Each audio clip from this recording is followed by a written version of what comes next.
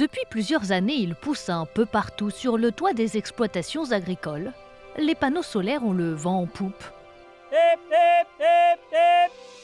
Bienvenue à Fontenay, à l'est de la Charente-Maritime, dans l'une des plus grandes fermes photovoltaïques de France, 80 hectares, des panneaux solaires à perte de vue et des centaines de moutons. J'ai arrêté de compter les moutons depuis bien longtemps. Cet agriculteur a été l'un des premiers dans le département à faire du pâturage solaire. L'entreprise qui exploite ces panneaux le paye pour entretenir la parcelle. Judicaël a donc gagné en surface d'exploitation et quadruplé son cheptel en 4 ans. Au début, on m'a pris pour un fou quand j'ai commencé ça. Et aujourd'hui, tout le monde voudrait ma place. C'est ce qui me tient en vie et financièrement. D'ici à 2030, l'Union européenne demande aux pays membres de produire 40% d'énergie renouvelable. L'année dernière, la France atteignait à peine 28%. Quentin Misbert, lui aussi, a franchi le pas. Il produit des poulets en bio dans sa ferme de Marseille. Dans quelques jours, ils pourront aller dehors et s'abriter sous les 720 panneaux solaires qui viennent d'être installés. Je le vois là avec les haies et les arbres, dès qu'il y a un petit peu d'ombre, c'est rempli de volailles dessous.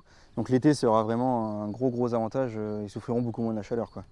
Son exploitation avicole sert de test. Le dispositif a été installé gracieusement sur ces terres par l'INRAE et Valeco, le fournisseur d'énergie.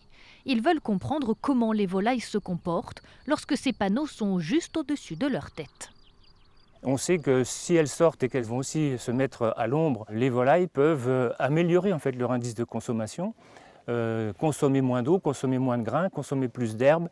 Et donc on va avoir des volailles plus charpentées, plus musclées, en meilleur état finalement, et donc tout le monde y trouve son compte.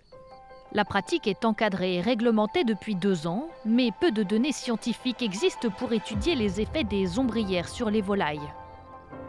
L'intérêt, c'est qu'on a 2 bâtiments côte à côte qui sont conduits de la même façon avec les mêmes souches d'animaux. Ça permettra également de comparer un bâtiment avec panneau et un bâtiment sans panneau.